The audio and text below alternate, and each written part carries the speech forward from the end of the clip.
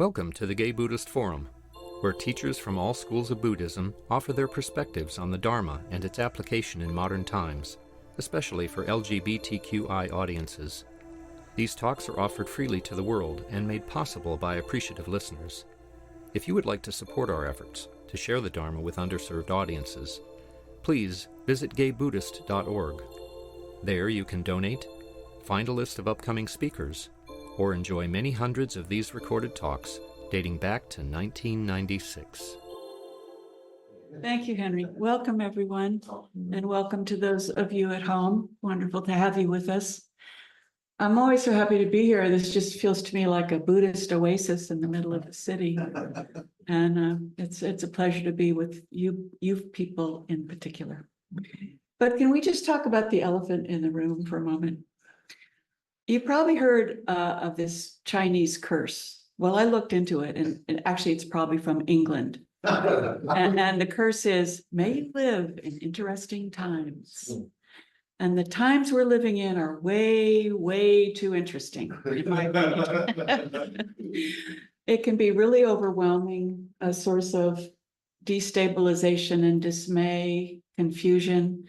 You know, we never know what's going to happen next, but especially now, we don't know what's going to happen next. And it feels to me like our country's walking back from some of our greatest progressive accomplishments. So I want to share with you a quote from Howard Zinn, who of course wrote The People's History of the United States. And this quote has given me quite a bit of comfort and stability at such a destabilizing time.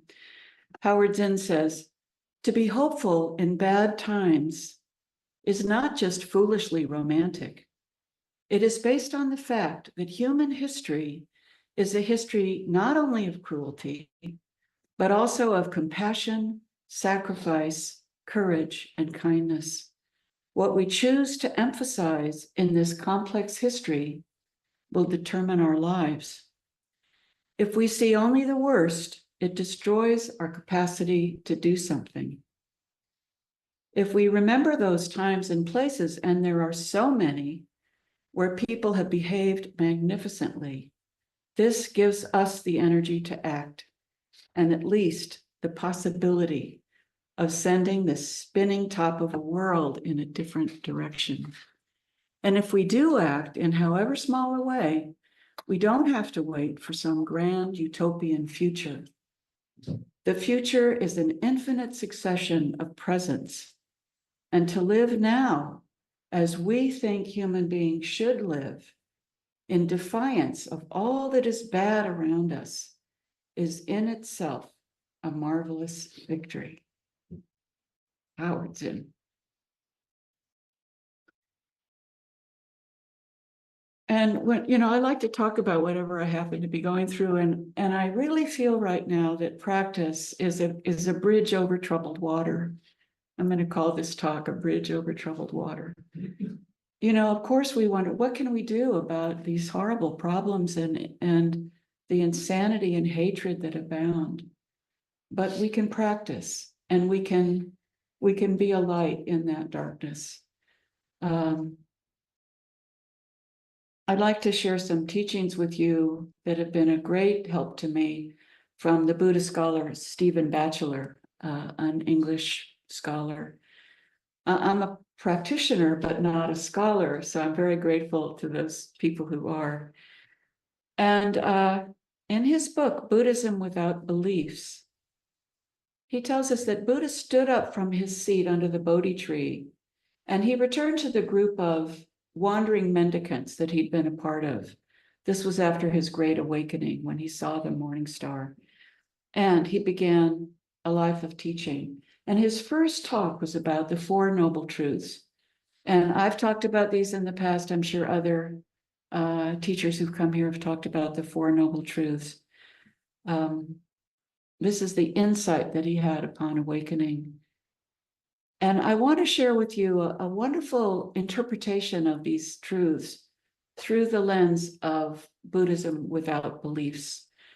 The Buddha stated these truths very succinctly, but over the millennia, according to Stephen Batchelor, his awakening is often characterized as a mystical experience, you know, a moment of transcendent realization that is way out of the ballpark for most of us. Rather than, as Stephen Batchelor sees these truths, the interwoven complex of truths suggested by Buddha's experience. And the reason I want to talk about this particular interpretation of the Four Noble Truths is it's a challenge for us to act in these troubled times. These Four Noble Truths have kind of hardened into four propositions of fact to be believed. Life is suffering. The cause of suffering is desire. There's an end to suffering, and the end to suffering is found in the Noble Eightfold Path. I'm not sure why Batchelor uses the word anguish rather than suffering.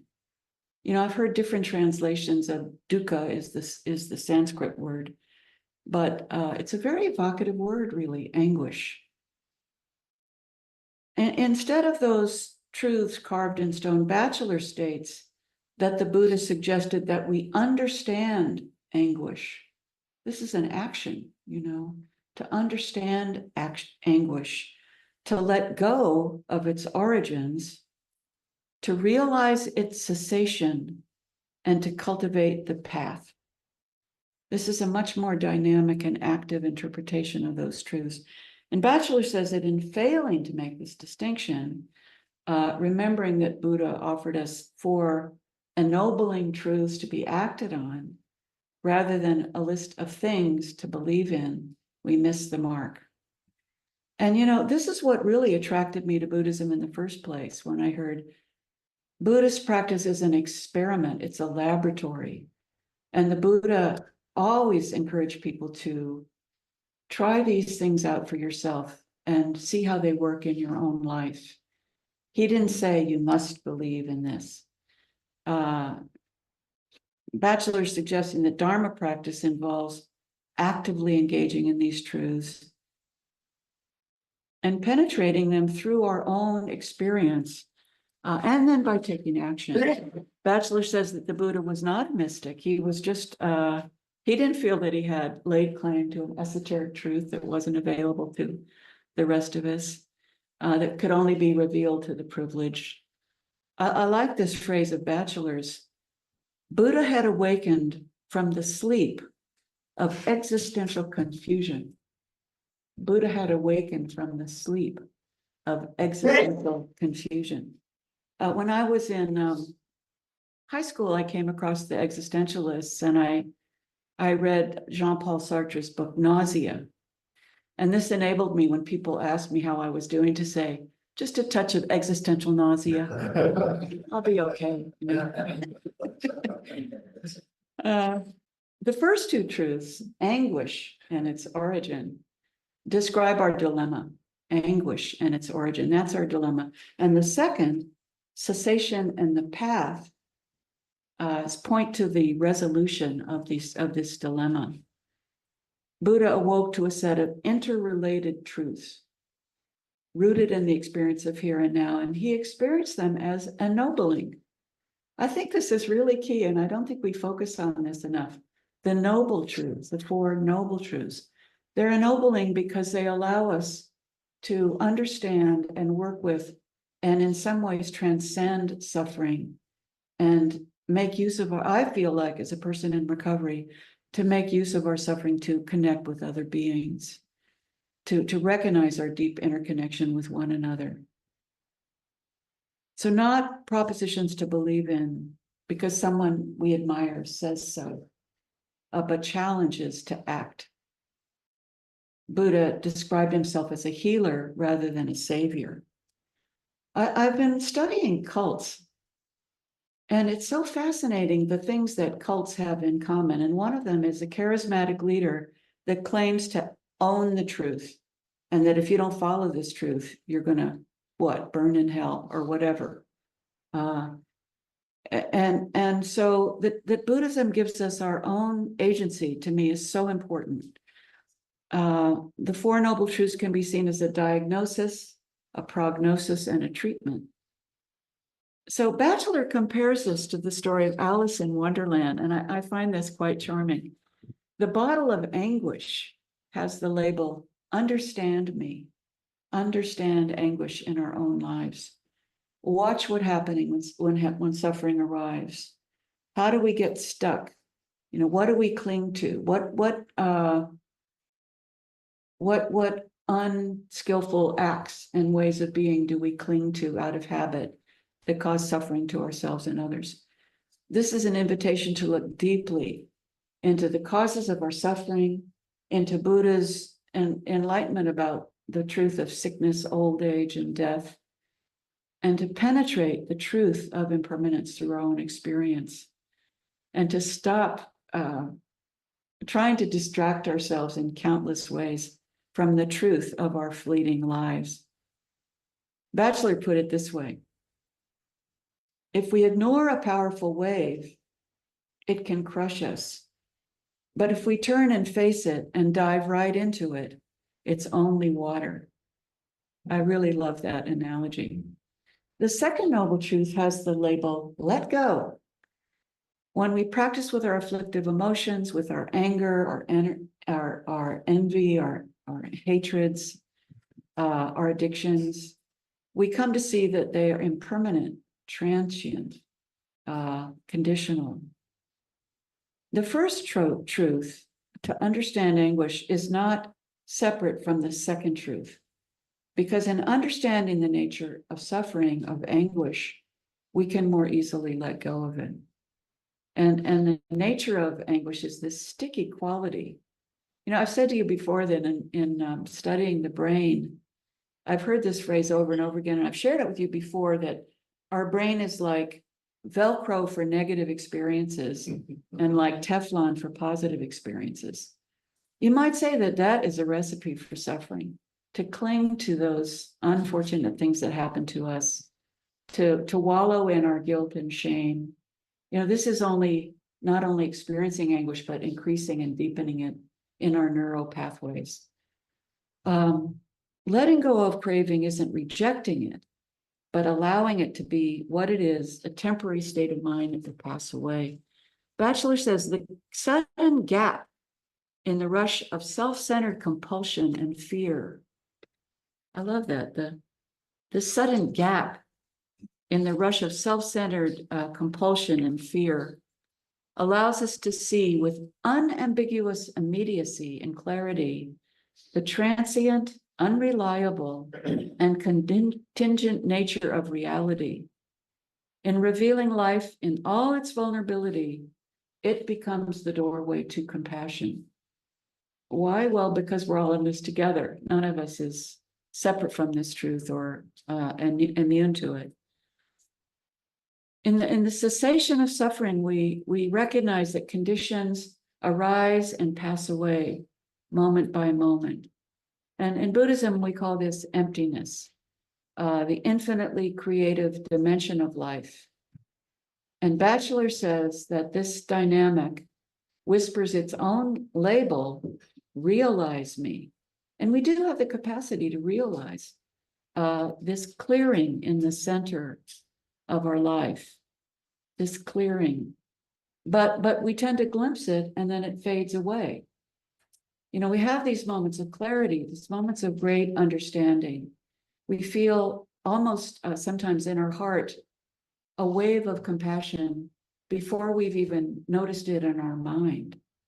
It wells up in our heart. I saw a woman on the sidewalk this week, and I thought, oh, someone will come and help her. I thought, wait a minute, that's supposed to be me. So I pulled over and I went to her, and I thought she was dead. I shook her. She felt so stiff. At this moment, another woman walked up and we conferred. And as I shook the woman on the sidewalk, she kind of roused herself. The other woman and I were looking at each other. What should we do? I suggested she call an ambulance. But somehow this woman, who was clearly Russian, she reached in her purse, which was lying there on the sidewalk, and showed us this voucher she had for a cab to a methadone clinic. Well, I've been in recovery since 1985. And when I see someone like that, I say, that's me. you know, that's me lying on the sidewalk. That's any one of us lying on the sidewalk. And when we think of the goddess Avalokiteshvara with her 100 eyes and 100 hands, we are those eyes and hands. You know, we are those who are called to help. So I've prayed for that woman many times since I saw her. That's practice in action, right? It's not just driving by and hoping for the best. Without practice and cultivation, our glimpse of the truth is very fleeting. And we're back in this craving and resentment and unsatisfactoriness again. We're back on this treadmill of fear and denial. So it's only by opening the bottle of practice, the bottle labeled Cultivate Me. This is what we were doing together for 30 minutes, sitting upright in the midst of a crazy world, together, you know, to encourage and inspire one another. Of course, his path to be cultivated is outlined in the Noble Eightfold Path, where Buddha went on to outline an ethical way of life, right livelihood, right understanding, right path, right cognition, similar to the work that those of us in recovery do when we work the 12 steps. You know, we step on a path of ethical behavior in the world. The Noble Eightfold Path includes right view, right intention, right speech, etc. And these, I'm sure these 8 aspects have been covered here before over these years, and I'm sure will be covered again. I really appreciate this interpretation of the Noble Eightfold Path and the 4 Noble Truths, that they aren't a dusty set of beliefs concocted by a saint who's so far beyond all of us under a tree 2,500 years ago, but a dynamic way of life that's offered to us as a kind of prescription for our own anguish and the anguish we see around us. And an invitation to practice actively in our own lives. Awakening is no longer seen as something to attain in the distant future when we're good enough. Because it's not a thing, but a process, and this process is the path itself. Understanding our own anguish and the anguish of the world, which is so apparent now, and matures into letting go of it. Letting go cultivates in realization. Realization leads to cultivation of the path. And letting go doesn't mean we don't care anymore. You know, it means we're letting go of that over which we have no control and turning towards the things we do have some agency over. So these are not separate activities, but describe the process of awakening itself. In 12-step work, and I think some of you are involved in that, we recognize that our obsessive craving and our habitual indulgence in it causes great suffering to ourselves and other people. I'm using Batchelor's template right now. So we recognize that. And we recognize, then we have this glimmer of hope that there's something that we can do about it. We align ourselves with the wisdom of those who've gone before us. And then we take up a course of action, what we call the steps, in fellowship with others. And that leads us to this path of healing.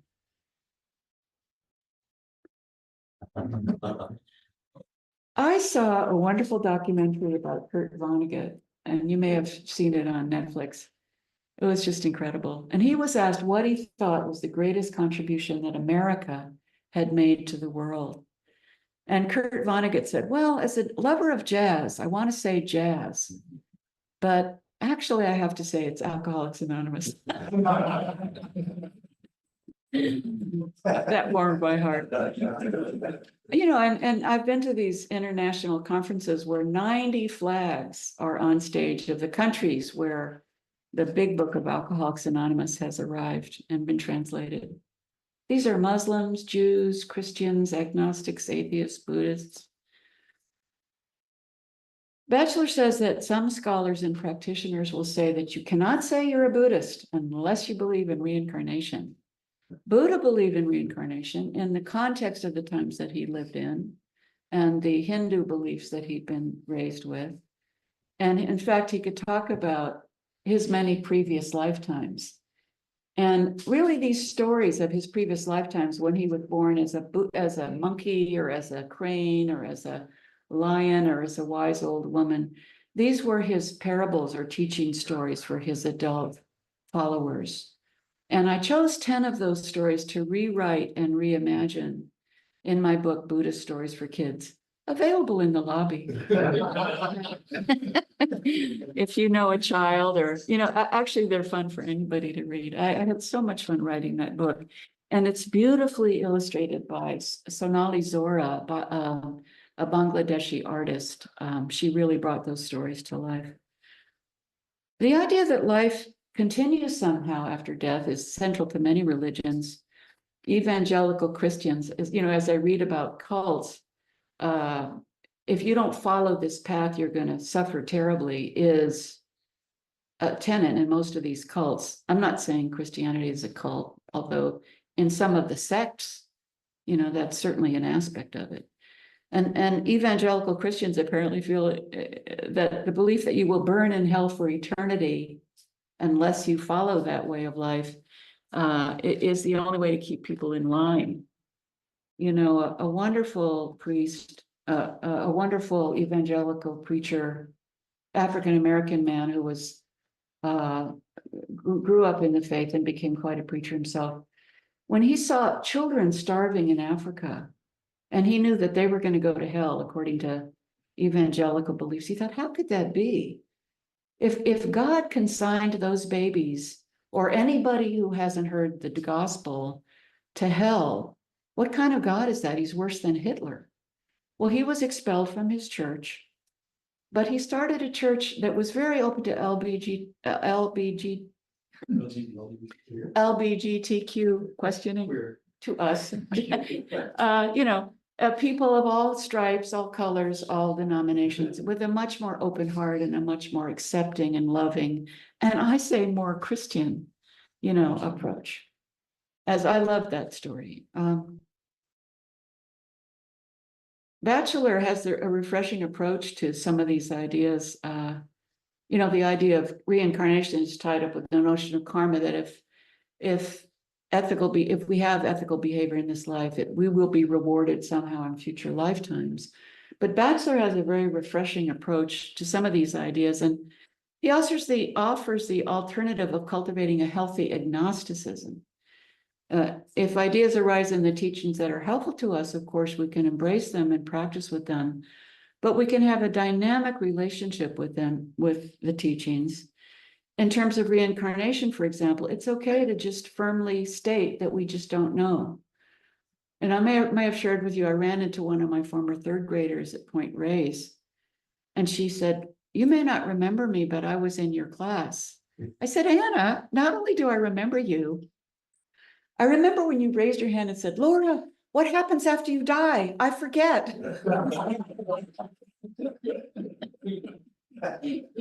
I love that my third graders thought I had the answers to every question, great or small.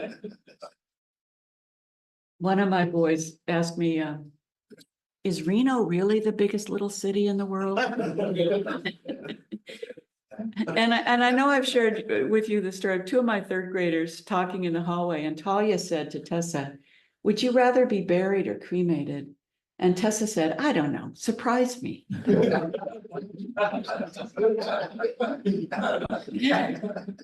And I think we can have the same attitude about what happens when we die. I don't know, surprise me. We really can't know.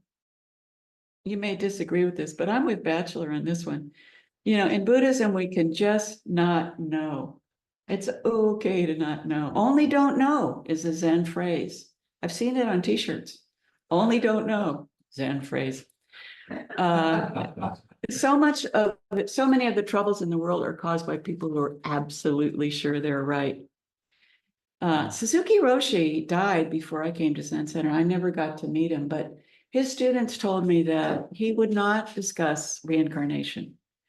What he said was, it's this very life and this very moment that we should be living wholeheartedly, without thought of the results. He would just say that to his students when they asked him about it. At my father's funeral, my teacher, Linda Cutts, officiated at my dad's memorial service then. And she said that Suzuki Roshi's conception of reincarnation was expressed by him when he was standing at the foot of Vernal Falls in Yosemite. And he said to the student he was with, at the top of the falls, the water flows along as a body. And then it goes over the falls and breaks up into individual drops. And at the bottom of the falls, it rejoins the river. And this was his conception of our life. We're like those drops. Actually, we're all part of the water. So we have this illusion that we're separate. And I really love that our life springs forth from a mystery, that we have these fleeting lives and then we return to the mystery. In a Buddhist funeral, we say that the person has entered the great mystery. So rather than taking on the teachings and having them harden into beliefs, kind of a didactic pitfall of just, I have to believe this if I'm a Buddhist, we can practice with an open mind and heart. It's said that the Buddha's last words were, "You must be a lamp unto yourself." Alternatively, I've heard that they might have been, "This pork should have been cooked a little bit more." So we don't really know for sure. And our Zen ancestor Dogen said, take the backward step that turns the light and shines it inward. He was a poet. Take the backward step that turns the light and shines it inward. It's the inside job. In other words, each of us must find our own way, and luckily we have the great fortune to be able to do this within a sangha of those who are also engaged in this ongoing experience and experiment. Our spiritual friends who are there for us no matter what. I love your mission statement here at the Gay Buddhist Fellowship. As practicing Buddhists,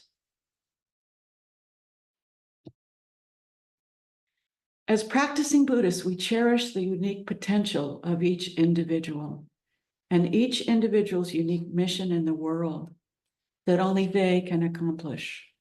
We believe that each person has the ability to contribute positive value to society in their own unique way. Batchelor also talks about various aspects of Buddhism and the way in which they've been interpreted and misinterpreted in the West. For one thing, and this is interesting, the term Buddhism was coined in the West in the 1800s. Before that time, it was called Dharma practice, a more appropriate term, according to Stephen Batchelor, where we actively practice with the teachings rather than freezing them. And this great truth of impermanence is always with us, the ebb and flow of life. A friend of mine said recently, she couldn't think of a single thing that she liked about the convicted felon who's running for president on the Republican ticket. And I thought about that. I said, there's one thing I really love about him. He's mortal.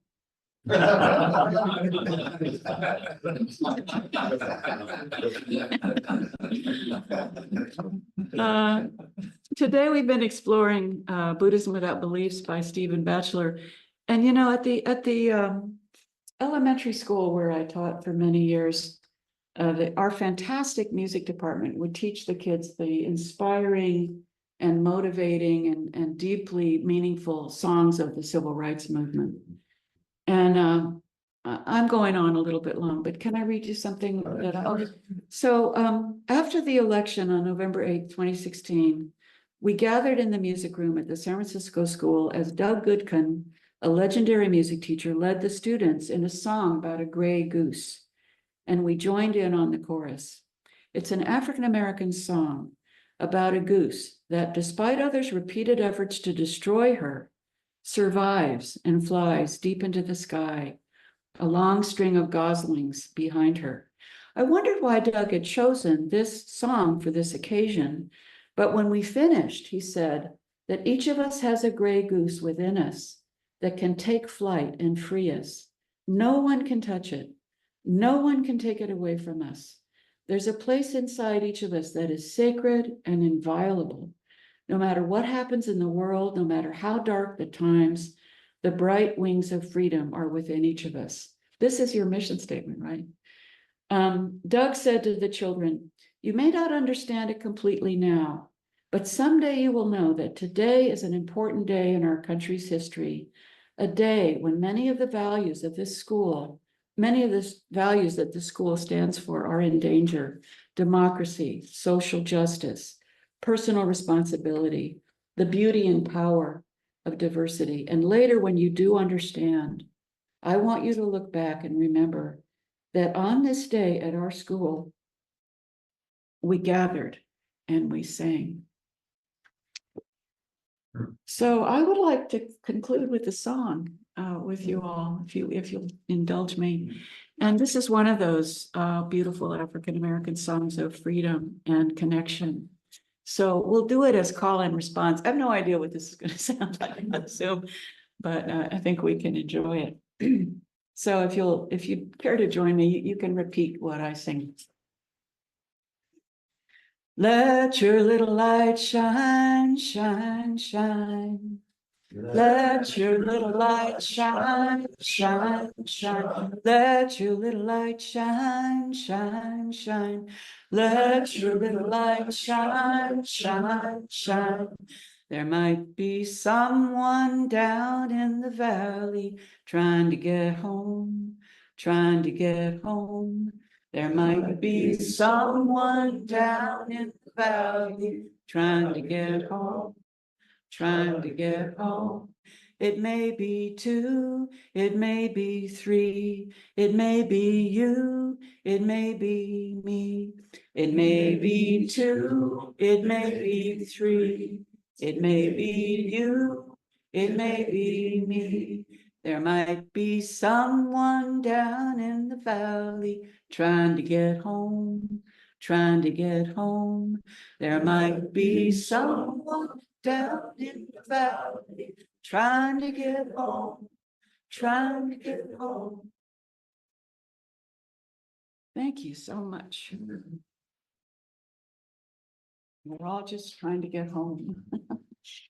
So we have some time for discussion, and I hope something I said rang a bell, stirred you in some way, or made you think about your own practice or your own recovery if you're a person in recovery.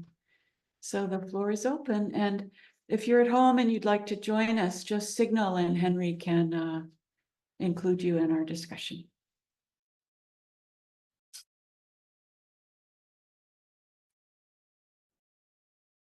So, Yes. so Laura, I've been reading that book also. I started reading it, and I also have found it very engaging and fascinating. Buddhism Without Beliefs? Yes, Yes. Buddhism Without Beliefs. Mhm. And I guess what the part that I don't quite get is, where does meditation fit into that view?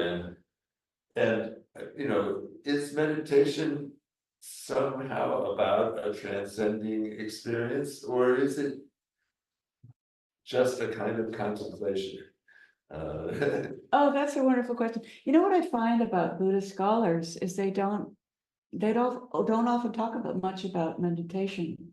Some of them do, but they kind of gloss over that sometimes. But for me, the practice of meditation is deeply embedded in these Four Noble Truths. You know, that is the cultivation part. The bottle that says, you know, cultivate me, it only happens when we're sitting still. It doesn't only happen. The point is that when we sit still and follow our breath, especially if we do it with other people, then we stand up and we do something. You know, when I had my very intensive monastic training at Tassajara, we sat many periods of meditation every day. We studied Buddhism, we chanted together. Sometimes we sat for 7 days in a row. That's called a sesshin, with breaks for meals and sleep and walking meditation. That is the cultivation, because that's how we get to know ourselves so very deeply. I don't think meditation is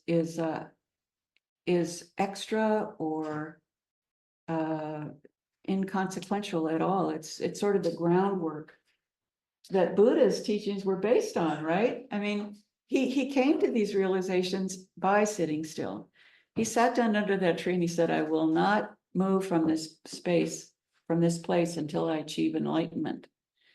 And so that the meditation itself is our experiment, is our grounding, we look like we're sitting still, but it's an action.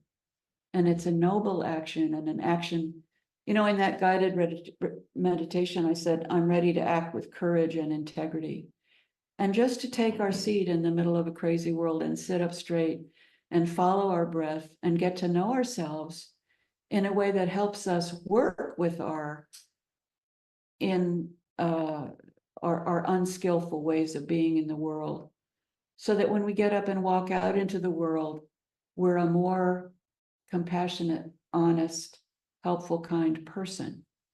It's all about that to me. It's not abstract. I think in some of the Buddhist, actually, when I was at Tazar and I had to read Buddhist texts, sometimes I'd read Carlos Castaneda because it was more fun and kind of said the same thing. I don't know, some of these Buddhist texts can been, for me, very challenging and very dry, because I'm more interested in the dynamic outcome of practicing in this way. Is that helpful? Yeah, thank you. Thank you for that question. Yes. Jeff, you might have to help me out here, but today is sort of a teacher appreciation day in India. In India, it's called Guru Purnima. It's the day you honor your teacher and the teachings. Yeah. And I woke up this morning and I seen somebody, a friend of mine's a yoga teacher in Berlin, and he had posted about this, and it really touched me that it made me think about all the teachers that I've had. And I'm old enough to have had a number of teachers, and I was thinking, the teacher is sitting right here in front of us. But I just was very moved by your talk today, and appreciate your teachings, and so honor that today on this day where we appreciate our teachers. So thank you. Thank you very much. Yeah. Thank you for that. And also you gave that word about shining the light within, and you look within. And that is what meditation is, a lot of what it is. That's exactly right. That phrase comes from Dogen's instructions for Zazen meditation. Yeah. Right. And just to point out, of course, we don't worship the statue. Right. This is the Buddha gives us an example of someone who lived in this way as an inspiration and model to us. So thank you for that. No, thank you. This has been beautiful. I appreciate you saying that. And if you thank a teacher, thank a male person, thank everybody. I mentioned and everything. I thank everything. Yeah. I mentioned Doug and we took a walk recently, and he was in New Orleans doing a jazz class there, and he was thinking about this phrase: if you see something, say something. They're talking about a luggage on the ground that may have something in it. And he said this to his class: if you see something, say something. If you see something you appreciate, say something. Stop somebody on the street, say hello. I mean, that can be dicey. But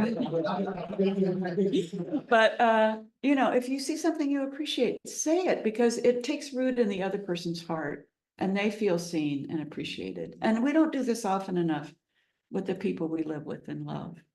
And be specific, something about somebody you love that you treasure, that you might take for granted, that you could notice and say something about. If you see something, say something.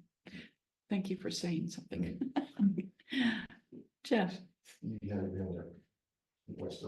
Well, it was a wonderful talk as usual. Thank you, Laura. Thank you, I Jim. dragged my tired body out of bed to get here.